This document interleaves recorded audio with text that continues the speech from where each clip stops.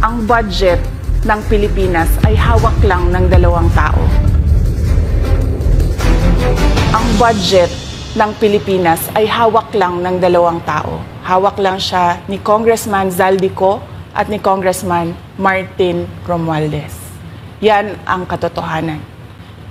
Halimbawa ko dito, medyo mahaba ito, kaya pagpasensyahan mo. Ang halimbawa ko dito, sa DepEd muna tayo.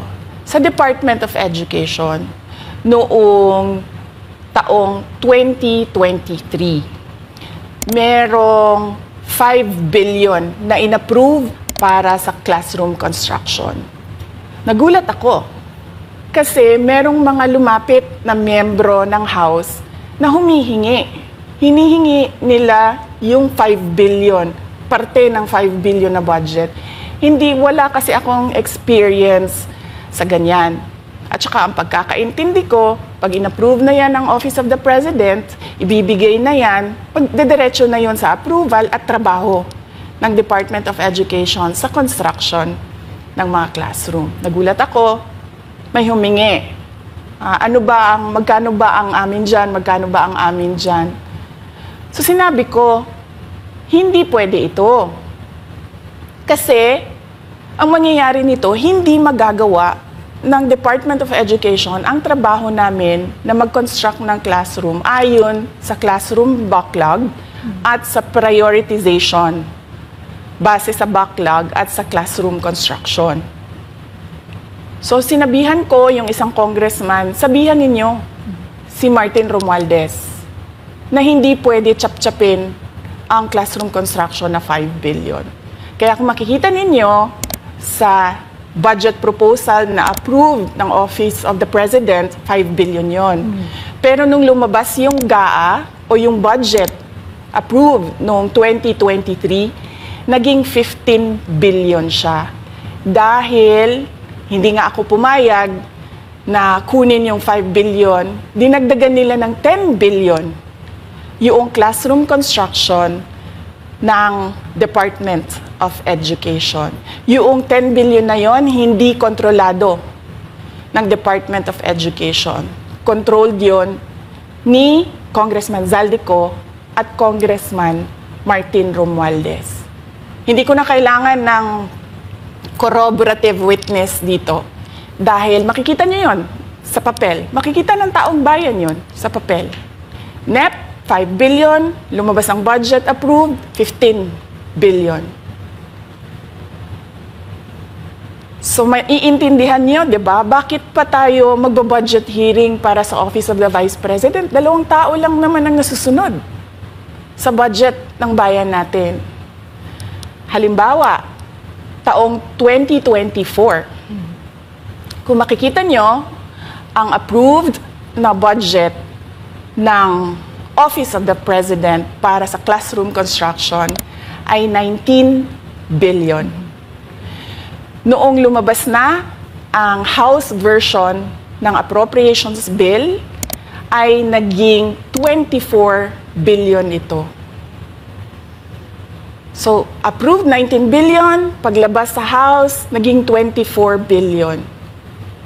At doon sa 24 billion na yon, kung hahanapin mo sa papel, kinuha nila ang 5 billion ng repairs ng classrooms at nilagay nila doon sa 19 billion para maging 24 billion siya. So ang naiwan sa repairs, sa kawawang mga classroom, ay 1 billion. Kaya, makikita nyo, sa papel, nandyan yan. Naging 24 billion. At hindi lang yan, dahil noong 2023 ay hindi ako pumayag na hindi masunod yung DepEd na rules sa paano mag-classroom construction based on need. Ang ginawa ngayong 2024, inattach nila ang listahan na kung saan gagawin ang mga classroom construction worth 17 billion. Makikita nyo yon sa papel. Pagdating namin sa Senate, nakita yon ng mga senador. Tinanong nila, ang Department of Education. Totoo ba o hindi totoo na galing sa inyo ang listahan ng 17 billion ng mga classroom construction? So sabi namin sa mga senador, hindi totoo. Hindi namin magagawa yung trabaho namin. Hindi natin masosolve ang classroom backlog kung ganito ang nangyayari. Pwede ba ninyo kaming tulungan? Yung mga senador naman, very helpful sila. Oo, tulungan namin kayo. Kaya nga, kung makikita ninyo sa interpellation ng isang senador doon sa budget hearing sa Senate, tinanong niya, diretso, galing ba sa DepEd ang listahan ng 17 billion? Galing ba sa DepEd ang listahan na inattach doon sa House version? Sinabi namin hindi. Hindi galing sa amin yan. On record yon. Makikita nyo sa mga videos, balikan nyo yung mga videos. Makikita nyo. Yes, my concern, Madam Chair, Mr. President, under the GAB, I observed that there was an increase in the budget for the construction of new classrooms from 19.6 billion to 24.6 billion. However, this is my concern, which you mentioned earlier, that the repairs and rehabilitation of classrooms was decreased from 6.5 billion to 1.5 billion. I also have information, Madam Chair, Mr. President, that 24.6 billion allocated under the GAB, but only 9.8 billion from the allocation is left to the discretion of DepEd. Kaya hindi ko na kailangan ng witness kasi makikita nyo sa papel. Tapos dumating ang BICAM, walang nangyari dahil ang nasusunod doon ay si Congressman Zaldico at si Congressman Martin Romualdez. Kaya nandun pa rin naka-attach yung 17 billion na ginawang listahan ni Co at ni Romualdez. In fact, balik lang ako konti sa'yo ha. Kahit yung mga congressman, nakikita nila yung problema ng ginawa nila na pag-attach ng listahan sa budget. Kasi doon sa basic education hearing noong May 2024 ng House of Representatives, merong isang congressman nagreklamo, bakit ang tagal ng classroom construction? Bakit ang tagal? Sabi nung USEC ng DepEd, kasi may pabago-bago sa listahan ng DPWH dahil hindi kami ang gumawa ng listahan. Yeah, Mr. Chair, with respect to the 17 billion in Annex A of the GAA, we are not privy on how the school sites were chosen. So, be it as it may. How is it chosen? I'm not privy to that, Mr. Chair. As, when the GAB came out, there was a 14.7 billion Annex A. Then when the committee, the GAA came out, from 14.7 it became 17 billion. So we are not privy to how the list was generated.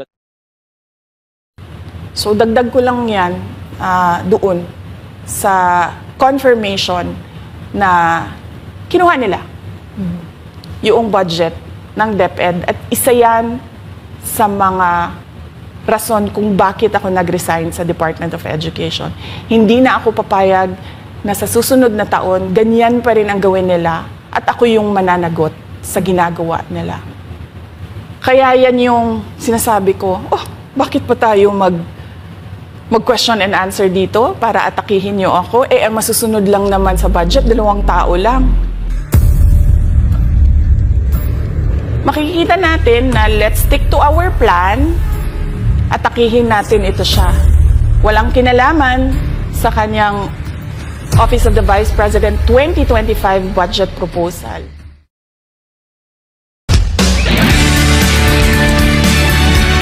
Ang pagboto ninyo sa tambalan ng Marcos Duterte, kayo ay bumoboto sa ating pagkakaisa. Sama-sama po tayong papangon muli. Unang hakbang napakaganda, kaya puso namin namangha dahil sa mga